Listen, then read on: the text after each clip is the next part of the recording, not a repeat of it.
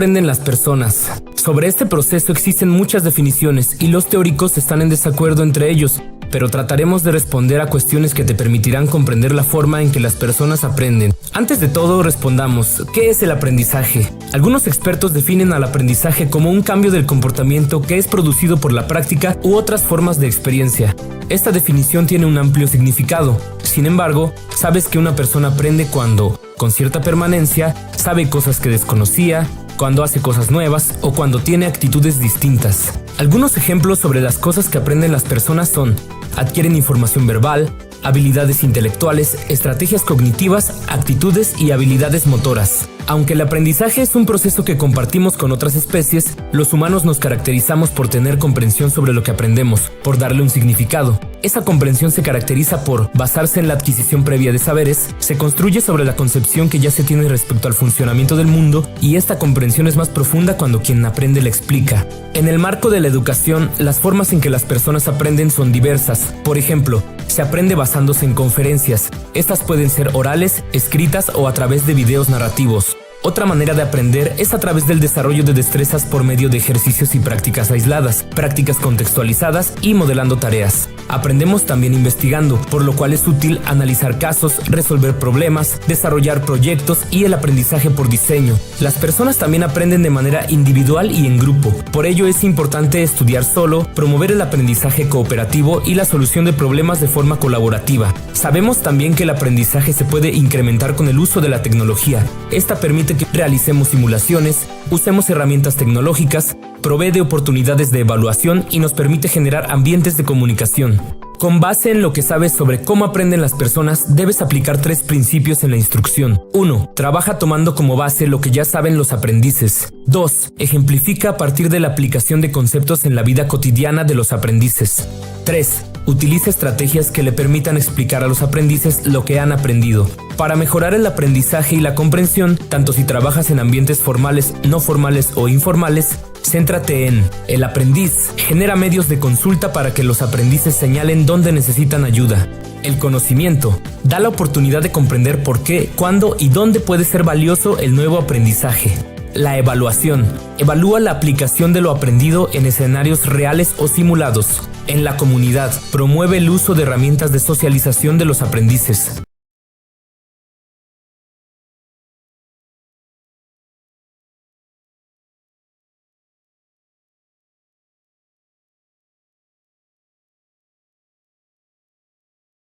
El aprendizaje es algo que experimentamos todos los días. Aprendemos en la calle, en la escuela, con los amigos, cuando reflexionamos.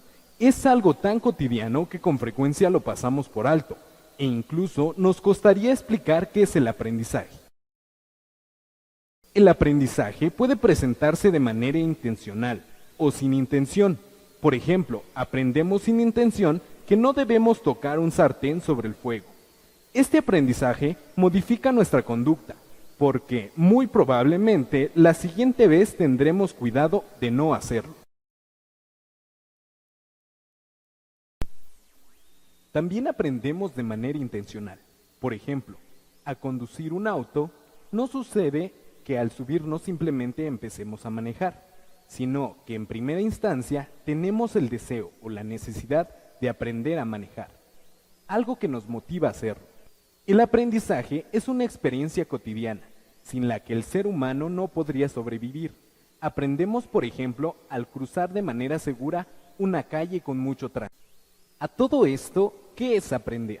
El aprendizaje toma múltiples facetas y formas. Por tal motivo, no resulta muy sencillo definir lo que significa.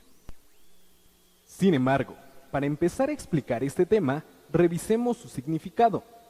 Acción y efecto de adquirir el conocimiento de algún arte, oficio u otra cosa por medio del estudio o de la experiencia.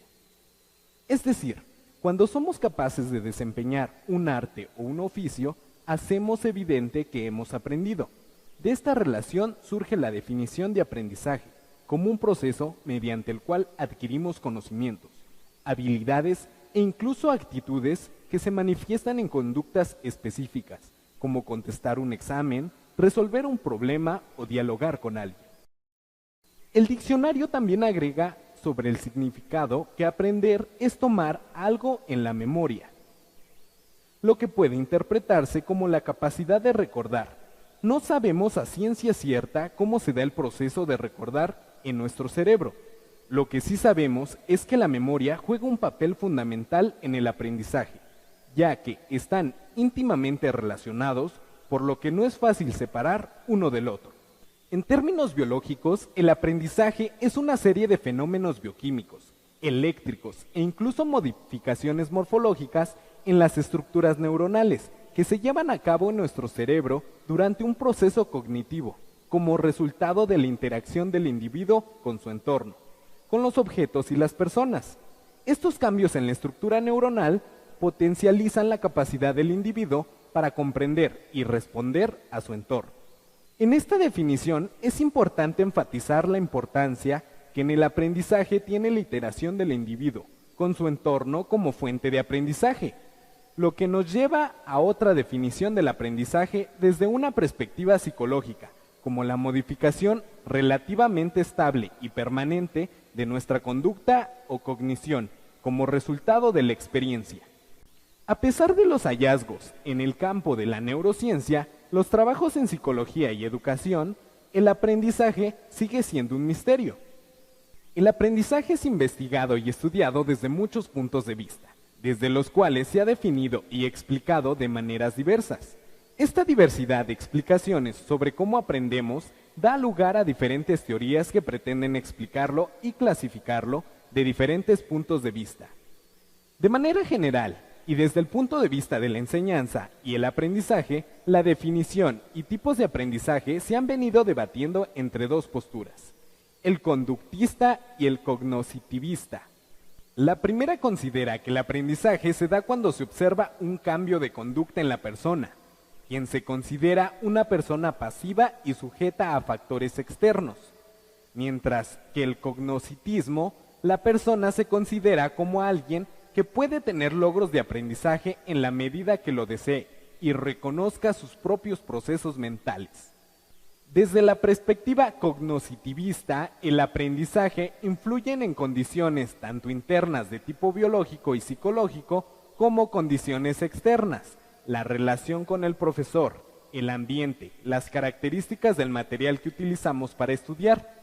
Aprendemos mejor cuando relacionamos lo que ya sabemos con lo que queremos saber, pero sobre todo aprendemos cuando encontramos uso y utilidad de lo aprendido, cuando nos motivamos por aprender.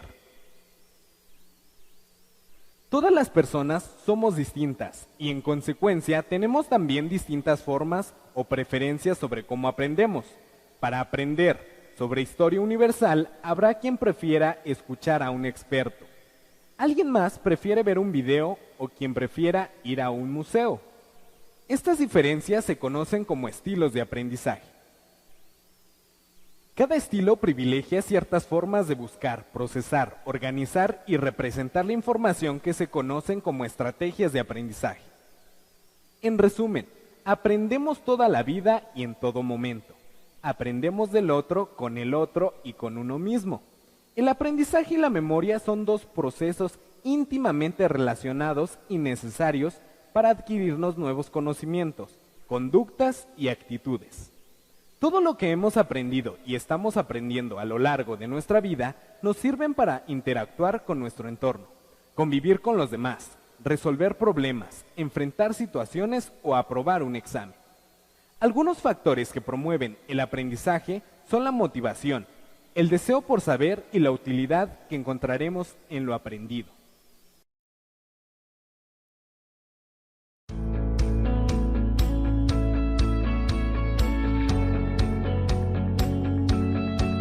Eso es que esta vez vamos a hablar de la autogestión del aprendizaje. Es decir, aquí ya el alumno ya no es un simple receptor, sino ya él es el encargado de su proceso formativo. El conocimiento como materia prima de la educación no es transferido sino provocado en el estudiante de tal manera que se logren cambios individuales en la experiencia de cada persona. Cambios que van desde los aprendizajes cognitivos hasta los emocionales y psicomotores. Dentro de este proceso educativo podemos encontrar varios tipos de aprendizaje. Por ejemplo, está el aprendizaje significativo, que uno de sus teóricos es Ausubel, donde nos menciona aquí que el alumno vive un quiebre cognitivo. ¿A qué me refiero con este quiebre cognitivo? Es decir, que nosotros, en función a nuestras experiencias, vamos generando un conocimiento. Ese conocimiento previo al momento de nosotros descubrir uno nuevo, viene un quiebre cognitivo, que es lo que ya sabíamos anteriormente con el nuevo conocimiento, ¿sí? Lo juntamos, lo asimilamos y creamos un conocimiento nuevo, y ese vendría siendo el aprendizaje significativo, como lo menciona Ausubel. Otro tipo de aprendizaje es por descubrimiento, uno de sus referentes teóricos es Brunner, donde el aprendizaje por descubrimiento es dejar al alumno que él solo adquiera ese aprendizaje, despertar en él.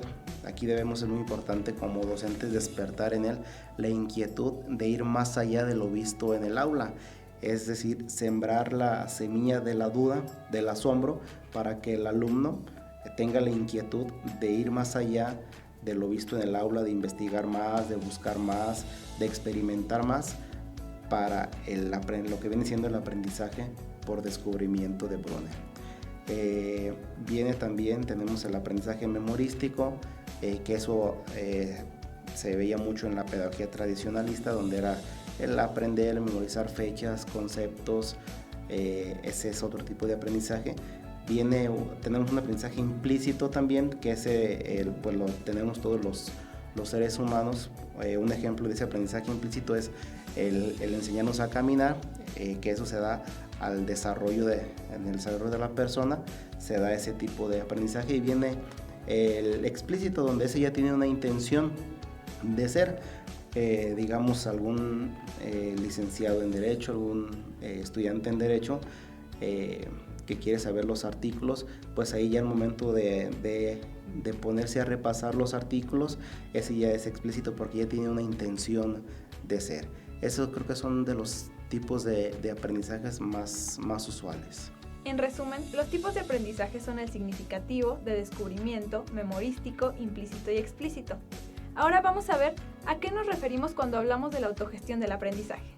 Al hablar de autogestión del aprendizaje, entramos ya a un proceso donde el alumno se vuelve el principal responsable de su proceso educativo.